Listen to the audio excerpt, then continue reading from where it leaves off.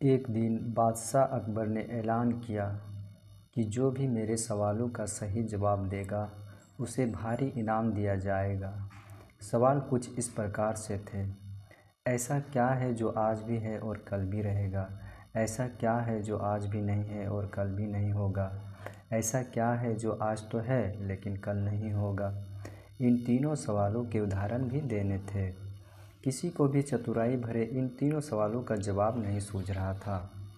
तभी बीरबल बोला, हुजूर, आपके सवालों का जवाब मैं दे सकता हूँ, लेकिन इसके लिए आपको मेरे साथ शहर का दौरा करना होगा।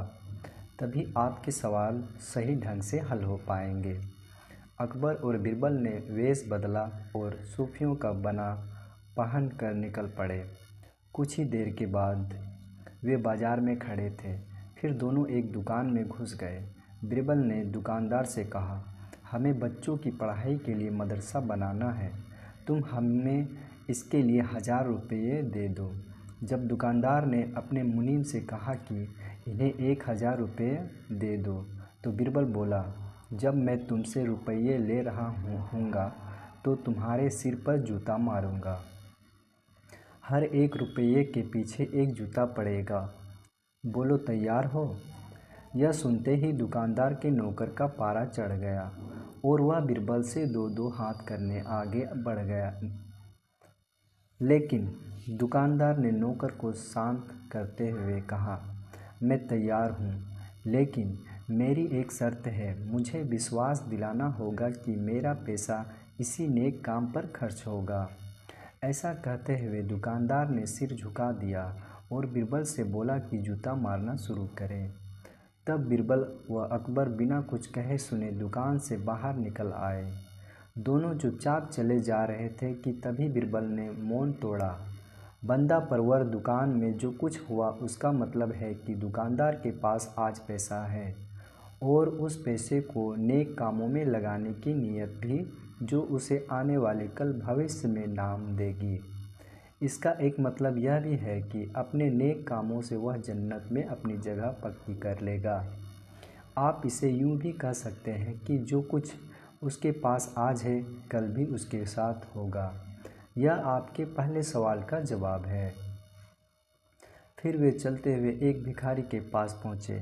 उन्होंने देखा कि एक आदमी उसे कुछ खाने को दे रहा है और वह खाना का सामान उस भिखारी की ज़रूरत से कहीं ज़्यादा है। तब बीरबल उस भिखारी से बोला, हम भूखे हैं, कुछ हमें भी दे दो खाने को।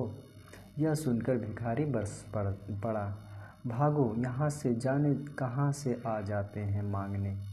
तब बीरबल बादशाह से बोला, यह रहा हुजूर आपके दूसरे सवालों का जवाब। यह भिखारी ईश्वर को खुश करना नहीं जानता है। इसका मतलब यह है कि जो कुछ इसके पास आज है वो कल नहीं होगा। दोनों फिर आगे बढ़ गए। उन्होंने देखा कि एक तपस्वी पेड़ के नीचे तपस्या कर रहा है। बीरबल ने पास जाकर उसके सामने कुछ पैसे रखे। तब वह तपस्वी बोला, इसे हटाओ यहाँ से, मेरे लिए यह बेईमानी से पाया गया पैसा है, ऐसा पैसा मुझे नहीं चाहिए। अब बीरबल बोला, हुजूर, इसका मतलब यह हुआ कि अभी तो नहीं है लेकिन बाद में हो सकता है।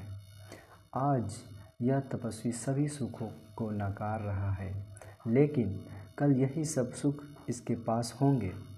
और हुजूर, चौथी मिसाल आप खुद हैं। पिछले जन्म में आपने शुभ कर्म किए थे, जो यह जीवन आप शानो शौकत के साथ बिता रहे हैं। किसी चीज़ की कोई कमी नहीं। यदि आपने इसी तरह ईमानदारी और न्यायप्रियता से राज करना जारी रखा तो कोई कारण नहीं कि यह सब कुछ कल भी आपके पास ना हो। लेकिन यह ना भूलें कि यदि आप राह भटक गए तो कुछ साथ नहीं रहेगा। अपने सवालों के बुद्धिमत्तापूर्ण चतुराई भरे जवाब सुनकर बादशाह अकबर बेहद खुश हुए।